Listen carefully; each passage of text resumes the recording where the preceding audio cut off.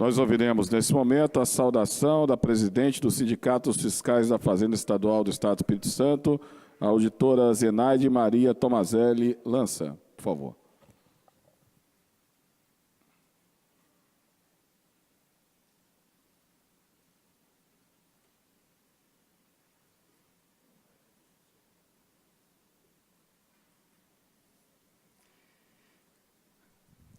Saúdo a excelentíssima senhora deputada estadual Janete de Sá, em nome de quem eu cumprimento os demais integrantes da mesa e agradeço, deputada, a sua gentileza de nos receber nessa Casa do Povo para nos prestar esta homenagem em nosso dia, o Dia do Auditor Fiscal.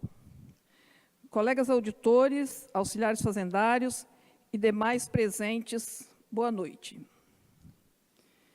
Me sinto honrada nesse momento, enquanto presidente do Sindifiscal, ter a oportunidade de homenagear todos os meus colegas com quem compartilho a vida, alguns há mais de 30 anos, colaborando, lutando e defendendo os direitos dessa categoria que não se nega sangue e suor para desempenhar as relevantes funções que a Constituição da República lhe atribuiu.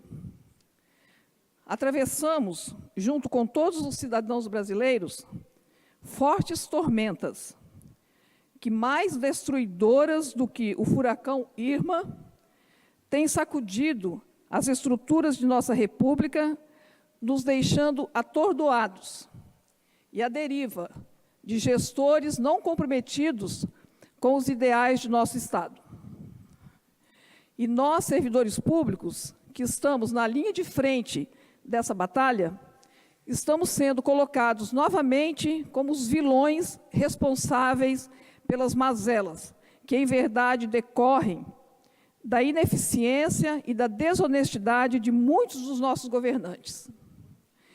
Por isso, precisamos, mais uma vez, nos unir para mostrar à sociedade brasileira que as garantias dos servidores são prerrogativas que visam assegurar as funções públicas que sejam desempenhadas com eficiência e imparcialidade. Para mostrar à sociedade brasileira que um fisco forte, dotado de autonomia, é uma instituição de controle e combate à sonegação fiscal. Não nos iludamos. O crime de sonegação fiscal é um crime contra todos os cidadãos de um país já tão carente de investimentos em todas as áreas. Por isso, ouso dizer, repetindo o Charles Alcântara, o nosso presidente da FENAFISCO, que disse a seguinte frase na palestra que ele ministrou essa semana aqui no auditório da Cefaz: a sonegação é o pior dos crimes, porque não deixa o dinheiro, não deixa nem o dinheiro chegar aos cofres públicos. Esse cenário foi reproduzido em um brilhante texto de Newton Paixão, presidente da Pública Central do Servidor, que peço licença para compartilhar com os senhores. O texto defende a profissionalização e valorização das carreiras públicas como investimentos prioritários. Diz o autor: o cidadão brasileiro responsável está aturdido com a sequência de revelações da mistura do público e privado, com roubos em graus e modalidades variadas dos cofres públicos, desvios realizados em nome dos partidos e campanhas de Caixa 1 e de Caixa 2, mas boa parte diretamente para enriquecimento pessoal. O fato é que, seja em nome de que objetivo for, nacionalismo ou ideologia, o patrimônio público e a poupança da sociedade vêm sendo constantemente saqueados.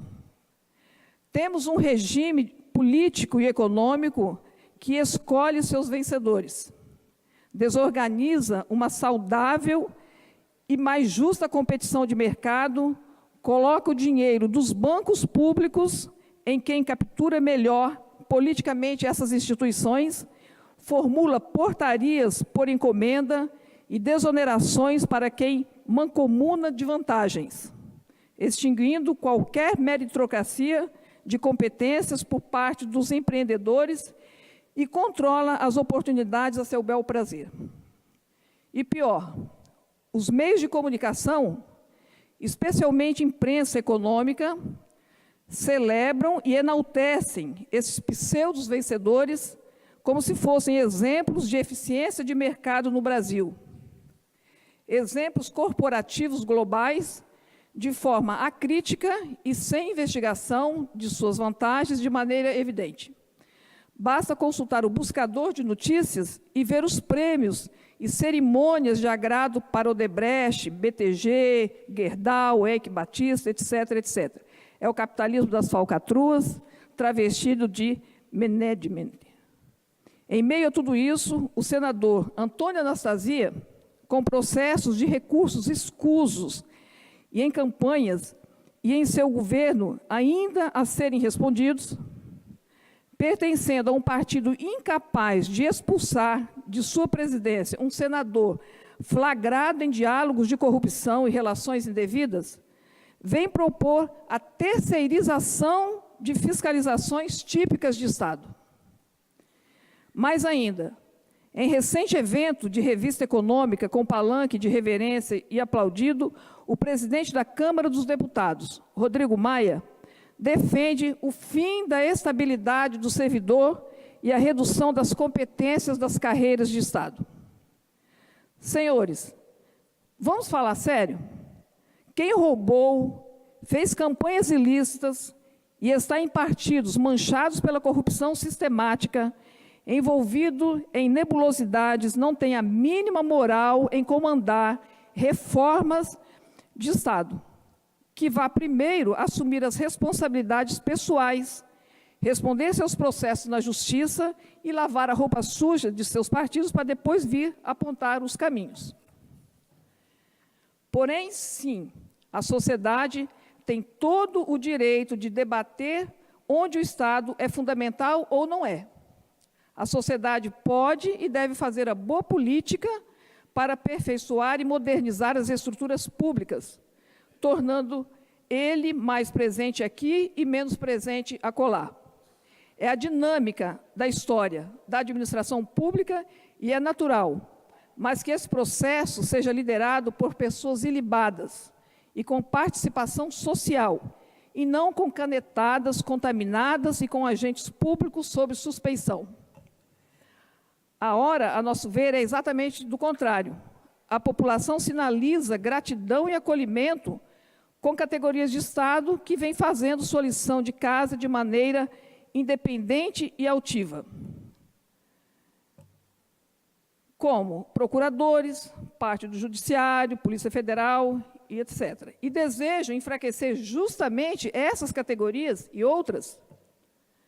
Reduzir recursos para essas áreas profissionais e ações nessas instâncias e nesses campos, terceirizar para privados parte das funções dessas categorias? Será esse pleito mera coincidência ou mais uma maneira ardilosa de manipular a indignação da opinião pública para reinventar cenários, transferir culpas e prolongar de forma astuta condições de prosseguir, favorecendo seus grupos econômicos de apoio? Pregamos que é hora de a sociedade investir nos recursos, na valorização e na profissionalização das carreiras de Estado, e também legislativamente na sua proteção e autonomia.